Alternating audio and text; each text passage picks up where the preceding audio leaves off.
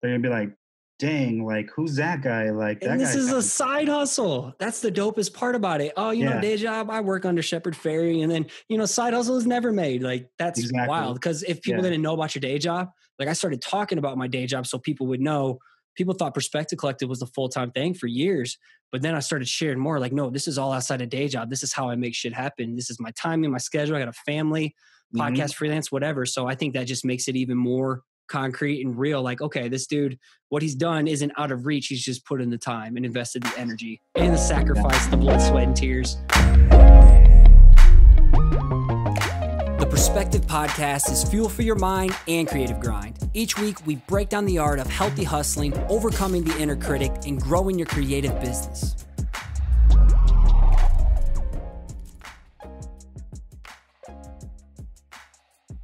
PC family, I am pumped to welcome Francisco Reyes Jr. of Never Made to the show today. Welcome to the Perspective Podcast, brother. How you doing, man? Good, man. Thanks for having me on. It's a pleasure. Yeah, I've been a big fan of your work over the last couple of years since I saw you were a part of the crop cons, like the satellite pop-up thing. That's what put you on your radar. And as we're recording this right now, shit's kind of hitting the fan with the Black Lives Matter movement. And that made me just respect you even more with the stance and the activism and stuff that you've been taking. I'm like, damn, this dude kicks out killer work and isn't scared to hide behind what he believes and shares that. So for those who don't know about you and your work, give us a brief Wikipedia page summary so we can catch people up. My name is Francisco Reyes Jr. I'm an artist and graphic designer from Los Angeles.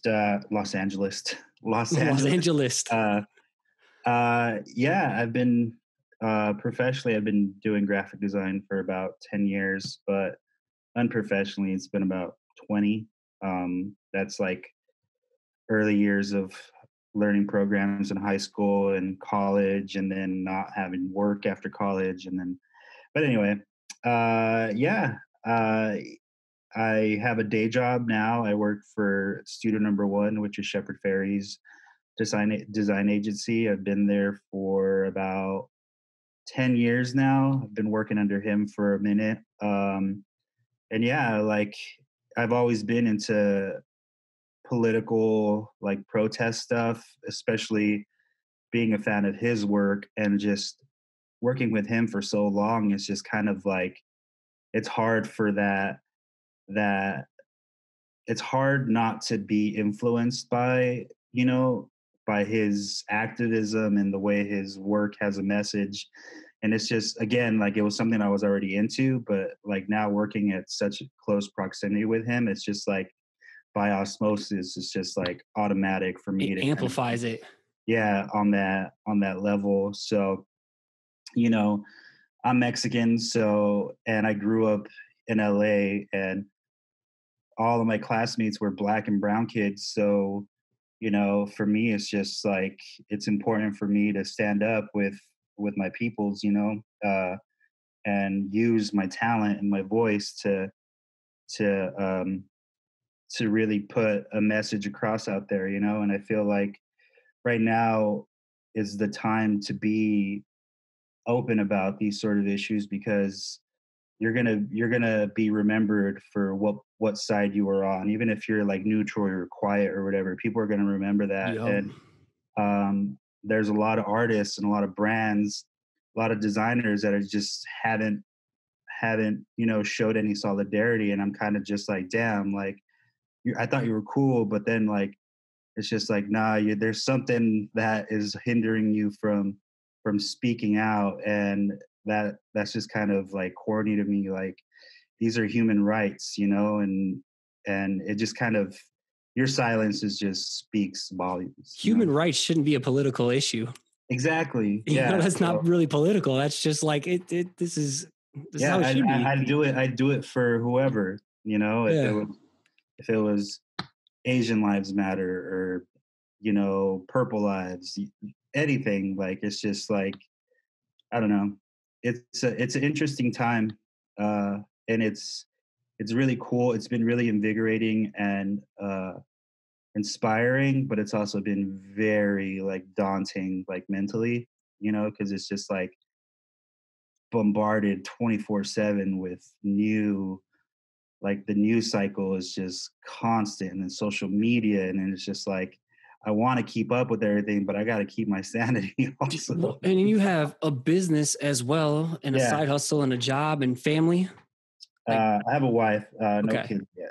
yeah, but still, it's like there's a lot of other things that need your energy too in life. So I totally get it. It's hard to just, yeah, it's mainstream media, especially, anyway, is going to suck that energy dry. Yeah, But so the intention behind your work today, I know you do some client work and you do this, but would you say like what is the main intention behind your work, and then who's your work for?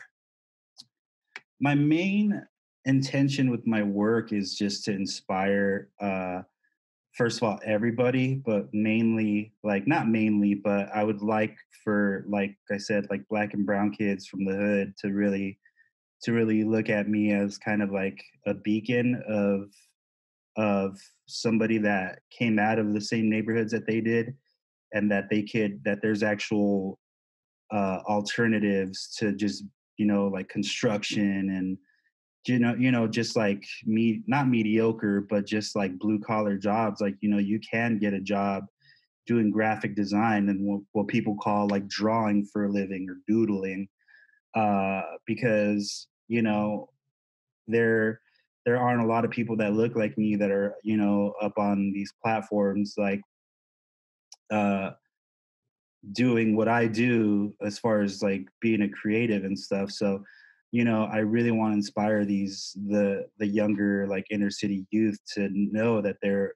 is a way out of the hood with art and creativity. And I'd like for my work to be kind of, a beacon for them. I don't like to say role model because, I have my flaws and I don't want to be held to some sort of crazy standard or whatever. Like, but yeah, it's just a means for them to see, like, that somebody that looks like them or came from the same neighborhood as them, that there is a way out.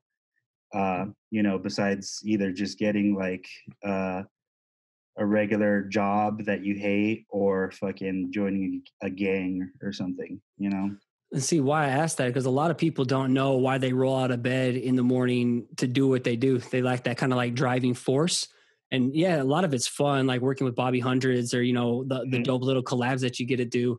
I think that's like a byproduct of when you actually like have something you can sink your teeth into that actually like means something that creates for some impact.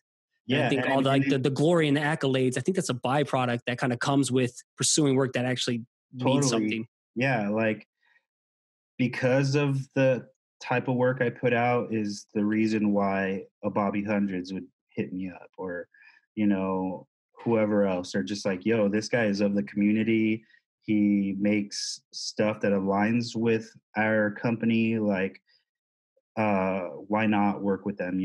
And Bobby gets, he says in his book, this is not a t-shirt. At the end, there's like a Q&A thing that he does, and people are always constantly asking him to collab with him. Like, they're like, yo, like, how do I get a collab? How do I get a collab? And Making it he's about like, them. yeah, and he's just like, just do the work, and then if you're doing the work and you're making enough noise for me to hear, it'd be stupid for me not to ask you for a collab, you know? Mm. And I feel that because, like, I never asked. I never, like, went out of my way to be like, hey dude, I have a brand, I want to collab. Like, he came by my booth at Agenda one year, and he liked my stuff, and he was just like, this is really cool, dude. I was like, thanks. And it was the first time I met him. Um and the next day he sent me a DM. He was like, hey dude, it was really nice meeting you, we should do something together. I was like, what the hell? Like, hell yeah. Wild. Starstruck. Yeah, I Sure, was let me like, check my schedule. yeah, I was like, yeah, I could pencil you in. But yeah, so, and I get that a lot too now, because people have discovered me from some of these collaborations that I've done, and then they're just like automatic, like, yo, what's up with the collab? And I'm just like, first of all, I don't know you. uh and that's like the big one, because I've collabed with people that I don't know, and it just didn't work out. Like, don't do business with people like you don't know personally.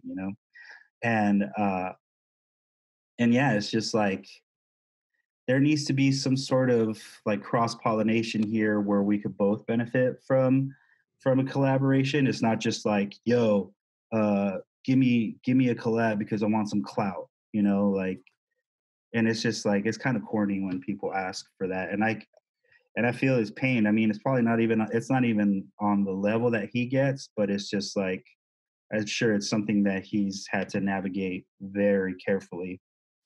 I feel like right there, big tip for your personal brand or whatever the hell you're doing. You know, don't be sleazy and don't just try to take from Yeah, people. You know, don't ask dude, like what you can do for me. It's like, hey, how can I provide you value? That's how, you know, or exactly. that's how win-win mutual beneficial relationships are going to happen.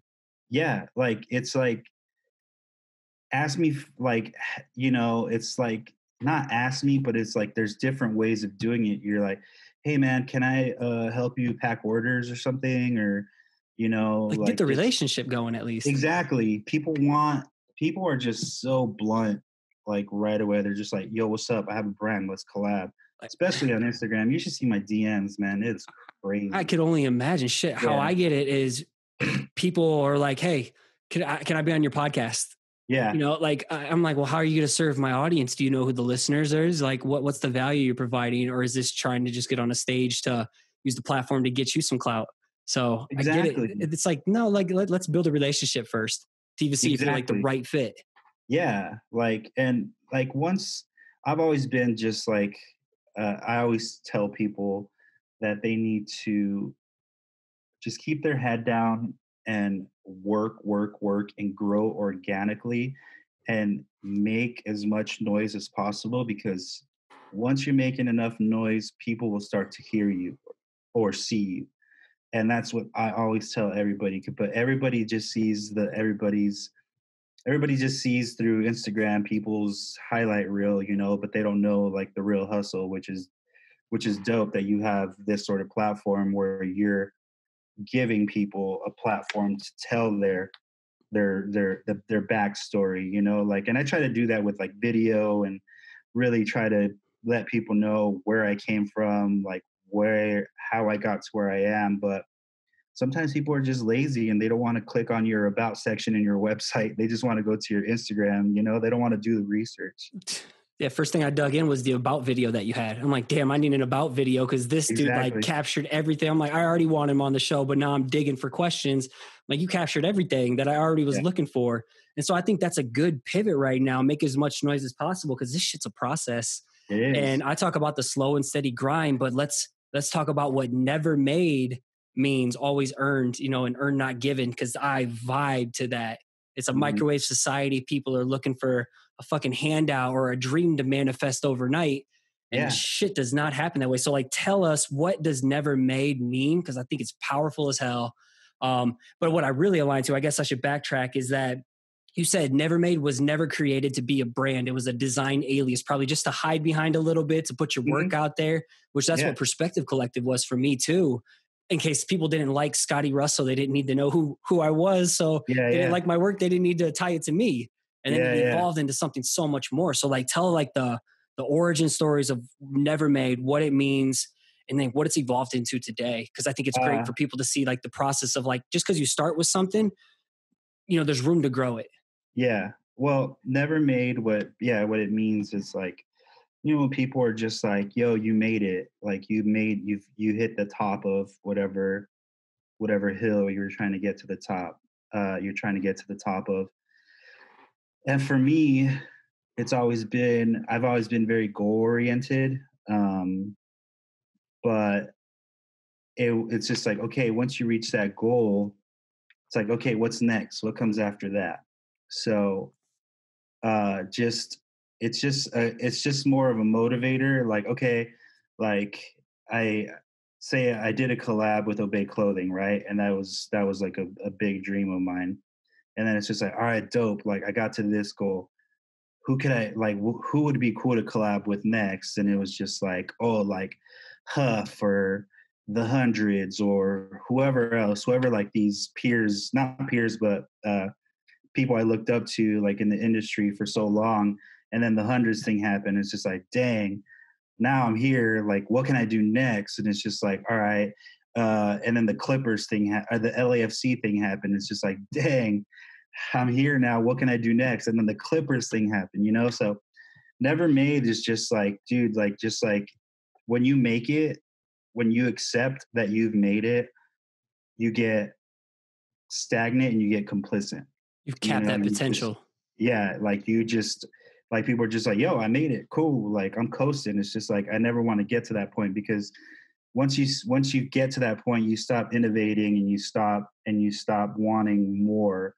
So that's pretty much what it means, and it just comes from just like the way my parents raised me and how my parents were immigrants from Mexico. They came illegally, um, and they made a life for themselves here in the United States. And then eventually they got their citizenship, and they're full U.S. citizens. But it's just like that is just like part of me, like that drive. Like they both, like, they met here in the States. They didn't come together, but they both are two people that took that initiative. There's just like there needs to be more for me than what I could get in this country, which was Mexico.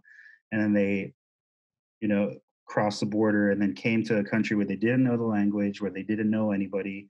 And then it's just like, how do you build on that? And what they've done in this country is like truly the American dream, because when they came here, they were just living in, apartments and stuff, this and that. Then they met each other, got married, and we were living in really small apartments. But they always progressed. It was just like, all right, we're going to get a little bit of bigger apartment, then we're going to get a bigger apartment. And then they finally saved up enough to get a house, and then they got a house, and then they finally saved up a little more and got a bigger house. And it's just like, it's constant, and it's just like I said, it's just what I'm made out of, you know? And people complain that side hustles are just like pursuing their own dream or starting freelance. It's just so hard. But then look at that story of your parents. I'm like, you're going to tell me that just showing up when it's not convenient to focus on something that's important to you, like that's not Mhm. worth it to you? And I guess that's kind Yeah. of the message I want to drive home on this show. Are you still grinding out of your garage too with this brand? You Yeah. guys, So yeah. Like tell a yeah. little bit So because your shit is just gritty, handmade, and yeah. earned. You've earned the clout and respect if nothing's been handed to you. Thank you, man. I appreciate that. Yeah. So this whole thing was just like you said earlier, it was just a design alias that I started. It went through a couple iterations. Like it was first called Dream Digital, and that was like probably in like 2007 or something like that, or maybe earlier. No, 2007, 8, when I started to see some of the designers that I really liked. They were producing work under aliases, and I was like, damn, I want an alias. So I made up the name Dream Digital, and it was kind of the little corny way. The corny meaning behind it was that people's dreams now are coming true through digital media. So it was just like, if you're grinding, like, and you're putting your stuff out in the ether, this digital world, that your dreams are potentially could come true. And I had a sticker that said Dream Digital, never established, 2000 and whatever. And then and I was still Dream Digital when I started working for Shepherd, and I would post my stickers around the studio. Like I'd walk around, and I guess he saw one day. He's like, "Is that your?" He's like, "That Dream Digital sticker is yours, right?" And I was like, "Yeah." He's like, "I really like the never established." He was like, "You should run with that." And I was like, "Fuck!" Like if Shepherd Ferry's telling me like, "Yo, run with that, drop the Dream Digital," like I was like on it. So then I started using never established, and then I started to establish a bit of a following under that name. And then I got hit with the cease and desist because somebody owned Never Established, and they built, but their company wasn't called Never Established. It was a company that had the trademark for Never Established. So when I ran through the internet and like Googled it, I was like, dude, like this doesn't exist. Like I'm going to use it. And so I did. And then they built up a case and they sent me a fat, like, cease and desist, like, thing. And they were just like, oh, because you work in the clothing industry, it was a brand that owned it. Like, because you work in in the similar world as us, you knew about us, and your use of Never Established was malicious. And I was like, what the fuck? I never even heard of you guys.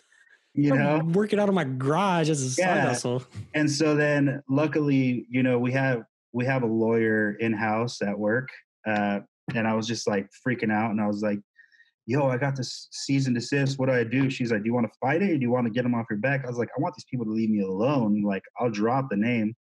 So she wrote out like a quick little response, and I sent it to them, and they were like, all right, cool. But now I'm just like, damn, I had created all this traction under the Never Established name. So then I was just like, all right, I need to come up with a new name. It's got to either have Never in it or Established. So I was just kind of just trying to find out what to do. And I finally landed on Never Made. And I was like, damn, that's even better than Never Established. So I was like, because Established is long as fuck. I hate Perspective Collective for that very reason. I'm like, it's all got to be condensed font, you know? Exactly. Yeah. So I was like, but I would use Never EST period. All right. But I feel your pain. I'm sure you do the PRSPTV. Dude, that's why I did it on my username. How can I make it extremely fucking hard for someone to find me? Kill the vowels in Perspective Collective. Exactly. Boom, done. But yeah, and then so while during that whole process, the lawyer chick at work was like, you know, next time you're gonna do this, there's a website called uspto.gov. She's like, go on there, and you could, if there's a search engine that you type in your name, it'll tell you if it's available or not. So as soon as I came up with the name, and that's a big tip I give a lot of young tip. I'm writing that down right now. Yeah, I give a lot of young designers that tip, because everybody thinks they got to go to like LegalZoom or some sort of trademark lawyer, and they're just doing that. They're going to uspto.gov, and they're charging you whatever their retainer charges, like for the hour, which is probably like $150 an hour or whatever. And they're literally going on uspto.gov, and they're searching your word search, and then it'll tell you, nope, available, no, blah, blah. And then they offer you to do all the paperwork, because it is a shit ton of paper. So I don't know if I could cuss. I've said fuck like twice so far. You're good. I did? I have. There's a grip of paperwork behind it, and it's probably like, in the end, you're going to spend like about $3,000 on trademarking your name. But anyway, that's just a tip for young designers and brand owners out there. So I checked that website, and I was like, please don't be taken. Please don't be taken. And I typed it in, and it was just like, nothing was there. And I was like, boom, I started the application. And then I was like, all right, I'm Never Made from here on out, like officially, legally, everything. It's catchier too. Huh? It's catchier too. Yeah, it is. So yeah, that was like the origins of the name. Sorry, I kind of just went off. I forgot. It's all good, man. People want to know the story. Because basically you're saying like this this first attempt didn't work. The second attempt didn't work. Third attempt, finally it's stuck. So it's like, exactly. You know, if shit just hits the fan one time, you don't throw in the towel. Exactly. Yeah, totally. And I was just like, nah, man, I got to keep this going. So then I did that. And then people were just like, we like your work regardless of what moniker you use, you know? So I started using that. And then I got into the pin game pretty early. Like, you know, how enamel pins are like super everything now. Right now. Everyone wants to make a pin in their shop. Yeah. I had started really early on that. And Urban Outfitters was just like getting like hip to it, and they were just like, yo, you're one of the OG makers, let's get your pins in the shop. And I was like, all right, cool. So then that was the genesis of Never Made becoming an actual like business and retail and stuff, because I was just selling my art on my website. It was just, I had a big cartel, I was selling my prints, and that was it. Like, I wasn't posting work on like Instagram as like the main kind of lead. Yeah, exactly. But I wasn't doing t-shirts because I never wanted to be seen as a t-shirt brand, because once you're seen as a t-shirt brand, you can't come back from that. Like, you're seen as a brand. And so whatever you try to do that's anything beyond a t-shirt, people are just like, why are you trying to do that? You're a t-shirt brand. Like, stay in your lane. Yeah, exactly. So for me, it was just like, I want to establish myself as an artist and a designer and develop a visual language that then I could turn into merch.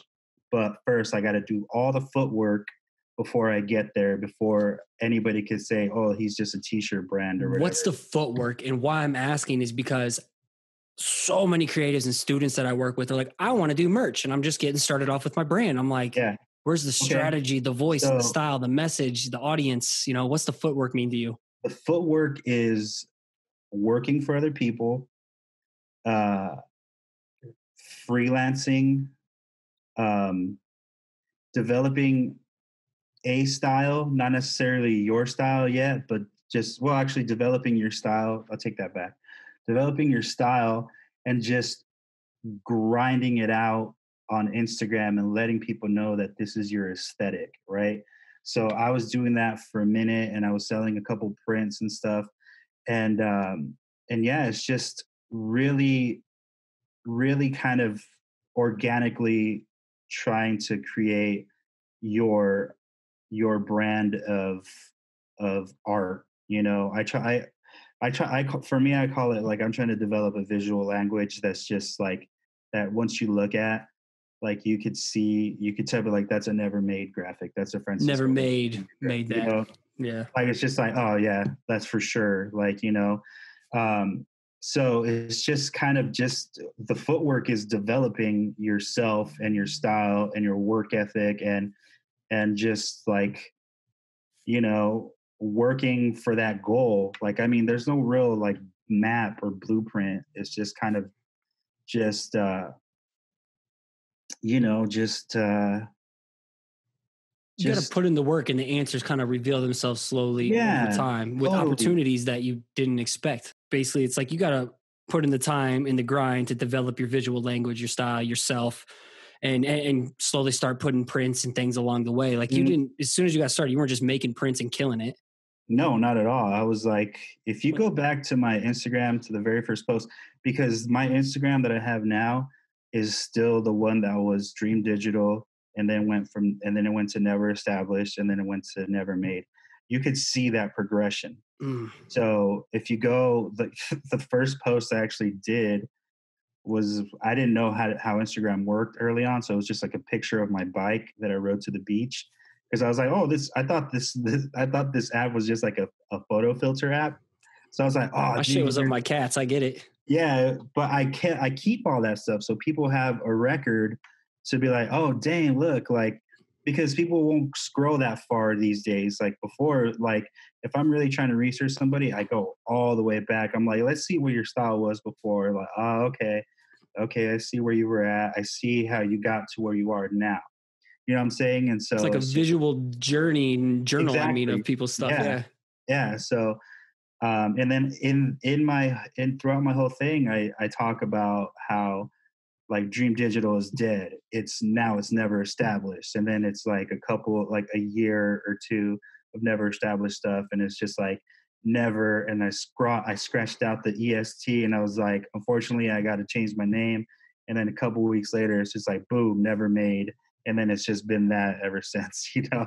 Um, but yeah, I forgot what the question was or where I was going with all this. No, basically just a lot of people are just getting started. And I think they're afraid to put in the footwork. They think they can Yeah. just like jump into, I want to create merch. Oh yeah. Oh yeah. So, and that's another thing I tell a lot of young designers, that, and I notice it a lot, is like a lot of these people are just copying their favorite designers and then putting a price tag on it and then selling it on their Instagram, because they're trying to make money, or they're trying to get some sort of recognition. And it's just like, I've seen so many people just pretty much rip off like concepts that I've already done, and then they just use my color palette, and they're just like, for sale, blah blah blah. And I'm just like, dude, this is the reason why I stopped freelancing, because once, before, I was freelancing and I was just like, yo, what do you need?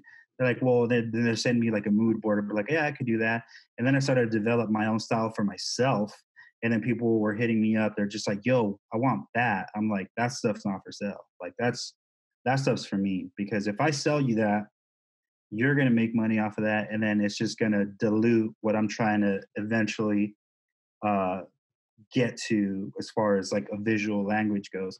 So I was not selling anything that looked like my work. Even when I was still freelancing, I was just like, yeah, it's like you're not going to get a Never Made color palette. You're not going to get a graphic that looks like Never Made, but I could do any sort of graphic you want. And so I was freelancing like that for a while. So yeah, they're over here just like I said, they're young designers. They're seeing people with merch and websites, and they're just like, oh, this guy killed it as a freelancer or whatever, blah blah blah. But they're just like jumping into it, and boom, they want it done right away. Where like it's just like, yo, learn to be a graphic designer, because learning programs doesn't make you a graphic designer. You got to go to school for that. You got to or learn from somebody. Is just like you have to learn how to see things. You have to learn typography. You have to learn the balance between positive and negative space. And there's a lot that goes into being a graphic designer other than the technical side. It's just like that's just a tool. A graphic designer is like how you see things, Yeah. you know. And I don't think people need to go to college anymore, because I'm in fucking super debt because of it. But Same. you know, but it was helpful because it taught me how to be a graphic designer. It didn't teach me programs. And I think that's what kids are learning these days. It's just like, go on YouTube, how do you make a t-shirt graphic? Like, oh, that's easy or whatever. But there's no, I don't know. I can't, I don't know how to express it, but there's no like heart in it, I guess I would say. Um, but yeah, these kids are just like ripping off my stuff and just putting for sale on there. And I had to check a couple of them, and I was just like, yo, if I'm gonna inspire your work, cool. Change the fucking colors, man. Like, because you're stepping on my toes. I've been Flying way too developing, close for the sun, man, yeah, without proper recognition or credit. yeah. I'm developing this thing. I've been developing it for a while, and just for you to come in and be like, oh, screenshot, I'm gonna drop the colors or whatever, and then just color my graphic in your thing, and then make it look like a fake Never Made graphic and sell it to some company, some clothing company, and they're gonna be like, oh, that's sick, and they're gonna run with it, but they have no idea about me, because this graphic designer, I've seen it happen a bunch of Same. times, where just like a brand will have a graphic out, and then they'll get called out, and they're just like, we had no idea. We hired a graphic designer to do this. They apparently stole it from you. We're really sorry. We'll take it down, like type of shit, you know? So yeah, it's just like these like young designers really need to learn how to just like be patient, and then earn that clout or that recognition, instead of just ripping off everybody else's work and just trying to make a quick buck off of it. Or not given. Yeah. Man, and I want to clarify. You said something super important. Yours is like a different. I've never heard anybody from your approach say like, I'm creating this style, this visual language that I've created, and I don't want to get hired to do this. Yeah. But you've already like proved my point of what I teach other students. I'm like, you're tired of having people hit you up for work, referencing everybody else's style. It's like you Mm-hmm. just proved it. If you put in the time, the footwork, the years of building your own style, your voice, your message, and getting known for it, like people are going to start coming to hit you up for your own style. Because a lot of people are like, how do I track the work I want with freelance? I'm like, do the work on yourself first. Exactly. Find your own groove. And that's what happened. So after the whole pin thing with Urban Outfitters, like I got recognized as a pin maker or whatever, which it was never supposed to be. I made a pin of an empty donut box, and I called it the box of shame. And that thing just went viral. People were just like, oh my God. Cause the graphic, the backer card was a illustration of a woman's hand taking the last donut out of the box. All you're left is just like an empty, like pink donut box. But then I realized, I think it might be just like a California thing or an LA thing, that donuts come in this little pink box, like a little pastry box, because some people are just like, I've showed it to them, they're like, I don't get it. I'm like, oh, okay. Either way, they picked it up and it went crazy, and then I got featured on like Urban Outfitters, like their website and stuff like that. And then right after that, they were just like, hey man, we're starting to do these artist series t-shirts. uh, and we really want you to be one of them because we really like your style. And I was like, yes, this is that point. This is that moment that I could finally do a t-shirt, and it's not me doing a t-shirt as a brand. It's me doing a t-shirt as an artist. And because it's an artist series. So they did 3 t-shirts with Urban Outfitters, and I did it, and they were like, we want your style for these t-shirts. And they printed a bio on the inside of the shirt, like everything. And I Damn. was just like, damn, this is it. This is exactly why I waited so long to do like a proper line of t-shirts, because if I did it on my own, it would, people would just been like, oh yeah, he's just a never made as a t-shirt brand, but they don't know that there's a person behind it. It's a design alias, you know? So then it finally, so that I did that, and I was like, okay, dope. And then they came back, they're like, dude, your shirts are crushing it. They're like, do you want to sell your brand in the stores? And I was like, well, it's not really a brand yet or at all. It was never meant to be a brand, but yeah, like let's pursue this. And so they were like, okay, send me a line sheet, and you know, we'll pick some stuff out and we'll sell it in our stores. And I didn't know what a line sheet was. I was like, You just tell them, okay, yeah, for sure, I got yeah, I this. was like, And yeah, I'm like, yeah, yeah, yeah, I got it. Yeah. yeah. And And what's the so line sheet? around this time is when I got my buddy Dre to be a business partner with me, because I was still working, and I was working full time still. And with the whole pin thing, I was trying to answer emails, and then trying to get the factory to make them and all this stuff. And I was just like, dude, like this is so much work. Like I can't do it by myself because I have a full time job. I can't answer emails with Urban Outfitters, and I can't be corresponding with the manufacturer of the pins. Like it just was a lot. So at the time, my buddy Dre, who's now my business partner, this is a genesis of how he came into the picture. We were always in bands together. You know, that's something I forget to tell people. Like I came from like a hardcore background. I played music for years, and that's what taught me a lot of the DIY ethics that I carried over into Nevermade. Uh, and he was the bass player in my band, the last band that I had. And he had a brand, and I helped him develop graphics for it. And when I started my big cartel, and he would come over and help me put together orders, because I had no idea what I was doing. And so once this thing happened with the pins, I was like, yo, I was like, I don't have any money to offer you for your time, but how about you come in like as a business partner and my manager, and I'll give you a slice of Never Made as incentive, you know? And he was just like, yeah, I'm down. So he came in to help me take it to the next level, because like one person doing it all was just like Been there, impossible. dude. It's impossible. Like if you don't Yeah, delegate the smaller exactly. shit so you can focus on the bigger picture. How Exactly. you get a So scale? yeah, and so I was like, I don't have any money. I can't pay you like for your time. Like, and we're homies, but it was just like, I know this is a lot of work. You have a family and you have a job, but if you could like answer emails and talk to and just take care of production, pretty much.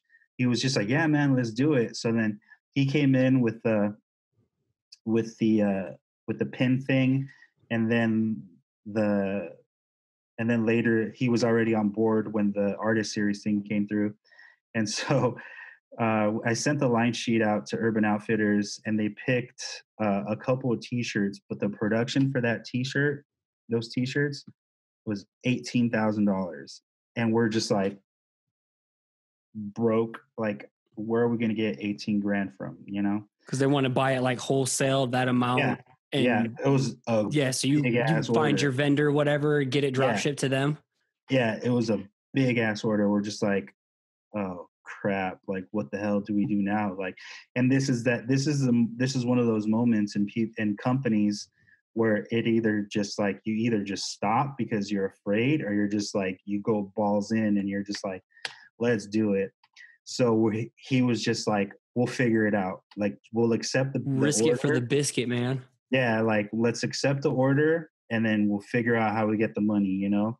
And our families aren't rich or anything, so uh you know, I took out a loan for the 18 and paid it, and then got, it was like a net 30. So in 30 days, I got the check from them, which was double of what it, I mean, the 18 grand was the production, and then I got like another 18 grand in profit, but that's what kind of, So it was 36 total, 18 covered the loan, 30% off for taxes, and you're left with the profit. Like, whoa.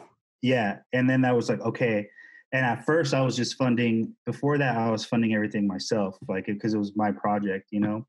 I was just, actually, we asked a friend of ours to help us pay for that. We asked them for $800 to pay for all the pins, because they kept coming back and ordering different pins. And we're just like, oh my God. And like, we were afraid of that. Like, we were afraid of the $800, the $1,000 order. And we're just like, damn. So, and then this order came in, and we're just like, this is an 18,000, like, the production's going to cost us 18 grand, like, just to make these t-shirts. We're just like, dude, this is so scary. But then we did it, and then that money finally is just like, and then it just started to recycle itself. That money goes into the next. So you just continually just take that profit and reinvest back in the business. So then I stopped having to fund it myself, and we stopped having to ask people for money. We finally had enough money in the company, you know, to pay for future projects, you know. So that was like the genesis of how it got into retail. And then after that, Zumiez came in the picture. You say, yeah, flex from here in this story, like flex a little bit where all your shit's at now. I'm asking and for then it. Zumiez came in the picture, and then we still do business with Urban. It does pretty well there. I got picked up by, there's a local skate shop called Active Skate Shop, which is a pretty big shop all around here in California. Unfortunately, they just went bankrupt, but yeah, it kind of just put me on the map as like, people are just like, oh, that's a t-shirt brand, but it's ran by an artist, you know?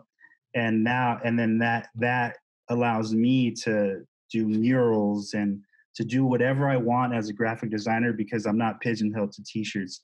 T-shirts are just another canvas for me to put my art on. Yeah. And for people to rep me, and people to see it, and people to be like, yo, that's a dope shirt. Who is that? People, oh, it's Never Made. And then they find out that Never Made is a design alias. You know, it's still my design alias. It's what I put under everything, but I'm designing it all. So, you know? So when Digital Dreams, how long ago did the Digital Dreams start? Because I want to build this timeline so people can see the grind. Yeah, Dream Digital. I coined that in like 2008. 2008. Okay. Yeah. And then to 2000. So 12 years later, it doesn't happen overnight is what we want to drive home here. It's a slow and steady grind, you guys. Like this popping off into these big retailers when you come from, you know, the punk rock scene. Was it punk?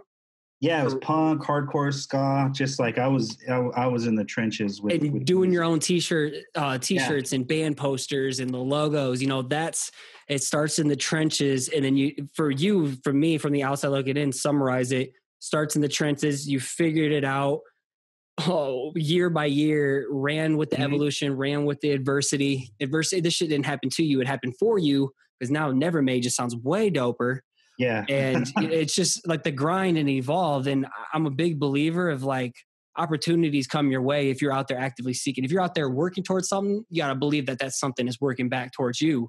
And you're like a prime example, like opportunities aren't coming your way. If you wouldn't have took the risk and gone to that agenda booth, Bobby Hundreds may not have never seen you, you know? Exactly. You put yourself in that position. It's like you create your own luck. And that's what I try to preach here. Yeah, I know, and Don't be passive. I'm a huge believer in the law of attraction and putting stuff into the universe. Dude, yes, like that is. I wholeheartedly believe that, because your respect points keep going up throughout this whole conversation here. That's how I got that's how I got in with Shepherd. Was first an internship. I went to an art show that he had, because at student number one downstairs we have a art gallery called Subliminal Projects, and he had an art show there. And I went one day with a friend of mine, and I was just like, it was the first time I saw his work like in person, because his art shows, like the lines to get into his shows were always ridiculous, and I managed to go like on a weekday when it was like nobody there. It's like going to a So matinee movie. yeah, exactly. And I was just like, oh man, like this is so dope. And I was so inspired, and I left. And it's like the corniest thing, I swear, but this is exactly how it happened. Uh, I was walking out, and I looked up at the student number one sign, and I was just like, I'm gonna work here one day. I was like, I don't know how it's gonna happen, but I'm gonna work here one day. And then like literally like 4 years later, like um, I got an internship there through my buddy that I went to college with, who who put in the word for with Shepherd for me. And yeah, I've been working there for 10 years. If you go back on my Instagram, you'll see that first day it says like I'm here an hour early, and it's a picture of student number one, and that was 10 years ago already, you know. So, That's wild. No, I'm a big believer. Speak things into existence, plant those yeah, seeds, man. All yeah, about dude. it. It's so true. And the thing is, like, again, people aren't patient with it, because you put that out and you don't know when it's going to happen. You know, people want it to happen right away. People want everything automatic. You know, people want everything. It's just the culture that we live in now. People want things just boom to happen right away, and they want it to happen, you know, without any work. And and yeah, it's just it's lame. But then those people, like the real ones, get weeded out, like Real from, quick. you know, like it's like the people that are actually down with it and down for it, like they stay, because the the people that just want it quick weed themselves out. That's why there's so many. Everybody wants to have a t-shirt brand, everybody wants this, and they do it backwards. They're just like, I have $15,000, I'm gonna make all this merch, it's gonna be the next big thing or whatever, blah blah. And then you're left with all this merch because you did not do any of the footwork before. You're just expecting people to see your stuff like how, in whatever way you have in your head, but Cause like it's like, people aren't gonna just buy a product because it's a dope looking shirt. Yeah, you know, a lot of people are, but I know a yeah, lot of people are buying shit because one, they like Francisco, they like his message, they like his story. They've been fucking with him for years, and they mm, become true fans of yeah, him, his work, and his message. And that's why they're buying your shit. And it's yeah, like that connection, that loyalty, that like, know, and trust factor mm-hmm, with people. When you share your story, your experience. My parents came from Mexico. Nothing was given to me. Everything was earned. Like, dude, I need something on my wall now after this from talking to you, you know? Like I feel yeah. like I'm a part of your story because you share it. And Oh, for that's how sure. I you get mean, now people to you like are. support you.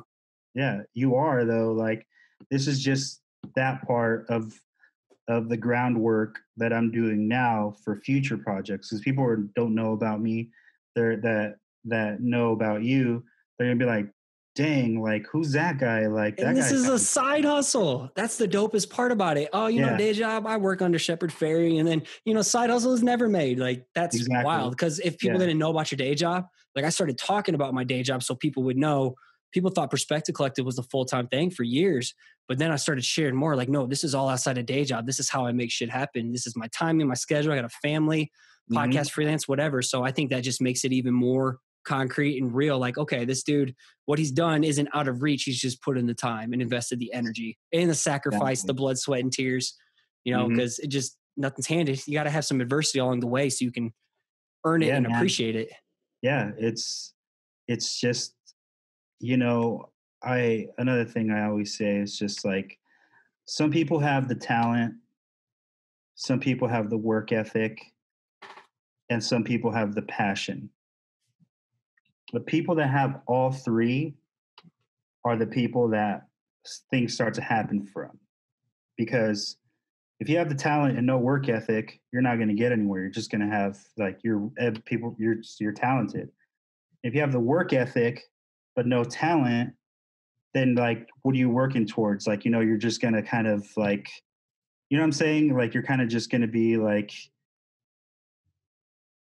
stagnant. Like you're going to be you have that hustle, but then like you're probably hustling for somebody else and you're not hustling for yourself. And those are people that are just like that hate their jobs, but they have that work ethic, but they're just like, man, I wish I could be doing this and I could be doing that, right? But they don't, because they don't have the passion for that whatever project it is that they have, that dream that they have in the back of their head. They're just like, man, if I could, I would totally do this or whatever, but they don't, because they're afraid, because they don't have the passion for it. So those are the three ingredients that I always tell people that they need to have in order to not, because I don't consider myself successful, but to get some sort of success. Let's get some traction. You know? Yeah. Like for me, successful is when I'm like completely working for myself and I have a house that's paid off, and then I have my parents' house paid off, and then whatever, you know. The bigger driving, the whys, man, the thing that fuels you. Yeah. And so then, and once I get there, once I do that, I'm like, okay, now what's next? Yeah, you never fully arrive. Never. Because once you make it, you stop innovating and you stop striving for more. Man, there's so much gold packed into this one. Let's pivot to rapid fire questions and we'll wrap this shit up. And sometime down the road, let's get a round 2 set up and let's just go deeper, you know? Okay. So, real quick, the most serious question I've asked you all day. If you were on death row, what would your last slice of pizza be? Oh, man, there's this pizza place that I go to right here in my hometown called Rosario's Pizza. It is just the most like cheese and pepperoni that you'll ever see on a pizza, and like all that grease just like seeps into the crust, that it just makes it so damn good. It's like a lot of people are turned off by it because it's so much topping, but me and my cousin Edwin, like we're not always going there because like that'd be bad, but we're just like, that's like our pizza spot. So it'd be a slice of Rosario's Pizza for sure. You just put them on the map. I've never asked this one before, and I just thought of it recently. Pizza rolls, pizza bagels, or Hot Pockets? Oh, man, I don't know. Neither. They all make me feel like shit after I eat them. True. But if I had to, like, I would say a Hot Pocket. Okay, that's a fair answer. Okay. If you got to have lunch with one person dead or alive, who would it be and why?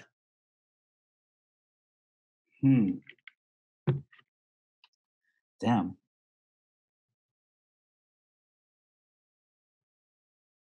I have no idea. I never even thought of that.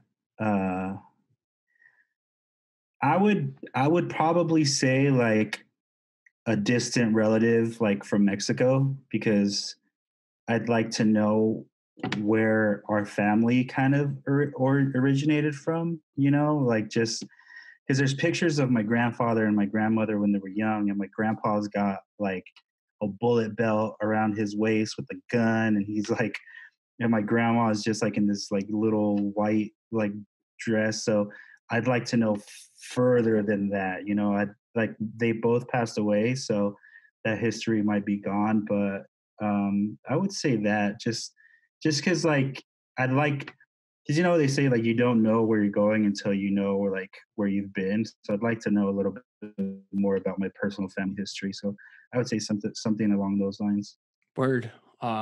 If you were reincarnated, what would your new career path be outside of art and design?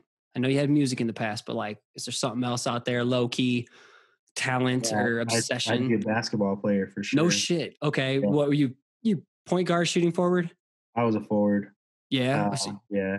I played basketball. Like that was like my first passion was basketball. Same. Was like 5th grade through 8th grade.